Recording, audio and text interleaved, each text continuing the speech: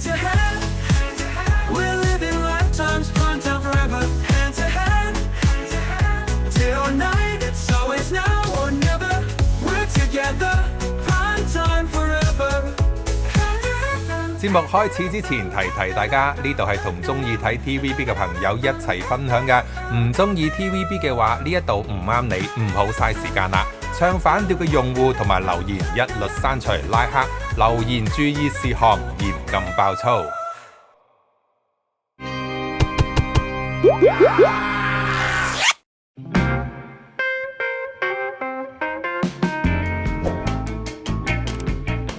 今日睇到兩單娛樂新聞，哇！真係睇到拗晒頭啊，直頭咧係匪夷所思啊！一單就係隔離台小男團高佬咧，俾佢公司雪藏喎，而另一單咧就係游學修俾隔離台封殺添啊！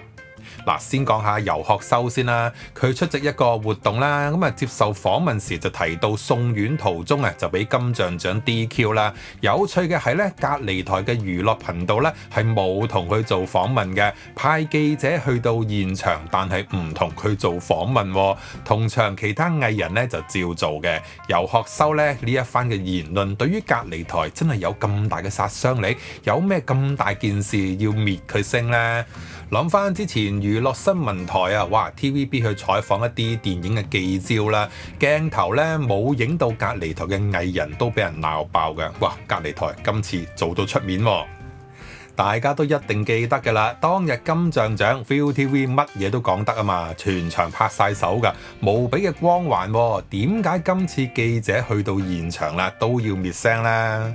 有網媒記者留意到啦，訪問咧係分兩組藝人嘅，隔離台就只係同其中一組做訪問啦，而另一組咧就冇理到嘅，因為游學修呢一組嘅藝人計埋佢咧都係只係得嗰兩個人，所以就費事做訪問，咁啊唔做訪問都唔緊要嘅，咁啊隔離台嘅娛樂頻道咧有當日嘅花絮嘅，一樣咧係冇游學修嘅，剪得好乾淨啊，唔通真係要封殺佢啊？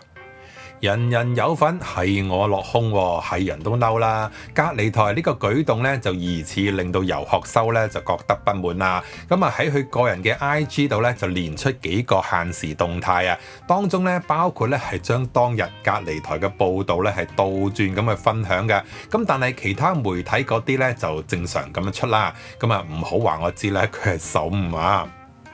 送院途中俾金像獎 DQ， 咁啊刺激到隔離台邊一條神經呢？相信大家都知㗎啦。隔離台同金像獎有幾 friend 啊？咁啊再加上咧金像獎早幾年咧咁啊同 TVB 割席嘅，拒絕邀請 TVB 藝人出席啊嘛。爾冬升當日咧一句話免尷尬咧推到一乾二淨㗎。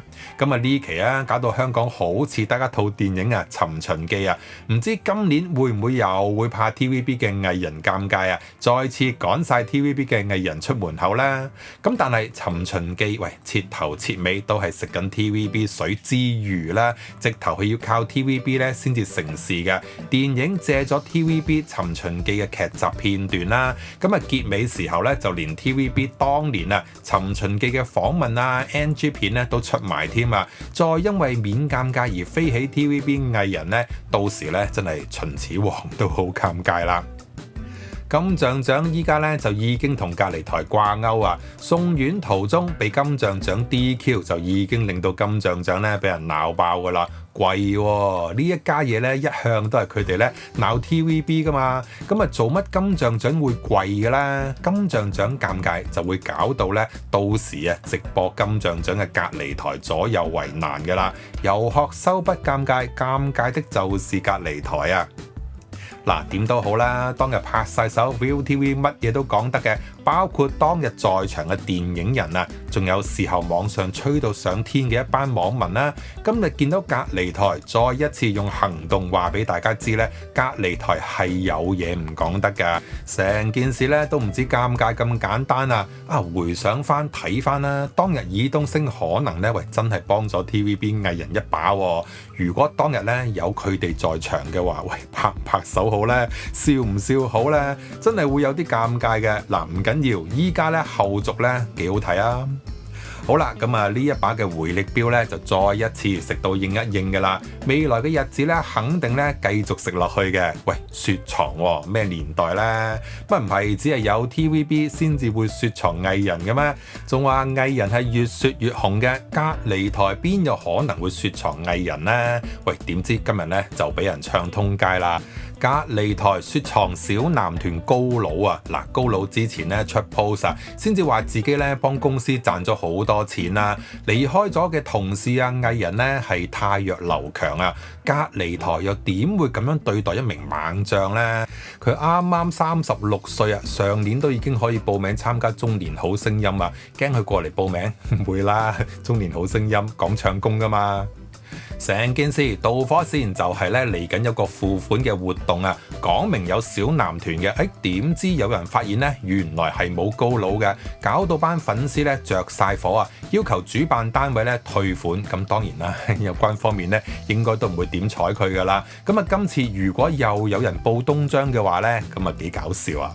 好啦，再早之前咧，隔離嘅選秀決賽啊，突然之間咧話病咗，要換阿保錡頂上喎，哇！全部人又着晒火啦，因為保錡咧係冇自由噶嘛，同邊一個合照咧都冇自由嘅，幾乎咧真係已失去一切啊！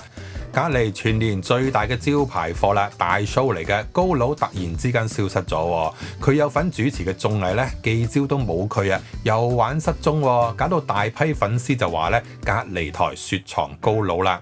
嗱，唔會啩？明明話 TVB 咁老土，仲玩雪藏啊？隔離點會雪藏藝人呢？仲要係幫公司賺大錢嘅猛將啊！最正係咧，網上有言論指啊，係因為近期咧電視台嘅續牌問題啊，高佬之前同黃秋生拍過廣告啦，太敏感啊，所以收起高佬啦。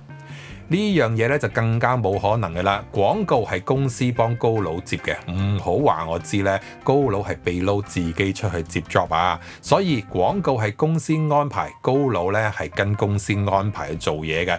有乜理由啊？依家因為續牌啊，雪佢啦，咁咪即係話俾人知啊！隔離台過橋抽板啊，用完即起。喂，呢啲嘢隔離台唔會咁做啦。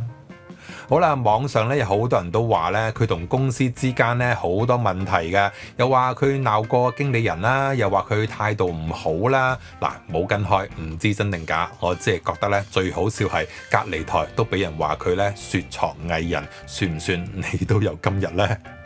真係一講曹操，曹操就到啦。朋友啱啱 send 咗一單新聞啊，係關於保錡嘅。全民足球體育會喺官方社交平台度出 post， 寫住就係多謝他影響晒每一位隊友的情緒。全民足球體育會狹窄的球會裝不下他寬闊的視野。全民足球體育會浪費咗呢個人。咁啊有網民留言就話咧，保錡咁好波，做咩唔留住佢？咁啊，全民足球體育會咧嘅回應就係慈小龍大，所以留唔住，唔好意思大家。咁啊，另外咧有網民分享咧疑似係球會嘅群組對話嘅截圖，就寫住就係由於吳保錡多次缺席練波同成日罵隊友，所以球會決定取消吳保錡資格。因為近日已經有好幾名球員同球會講他，球會不需要球星，最重要尊重。慈小龍大，全民足球體育會狹窄的球會裝不下他的性格同技術。其實啦，隔離台嘅娛樂新聞咧都幾精彩啊！網媒可以寫多少少，即係可能咧精彩過佢哋嘅節目啊劇集都未定添啊！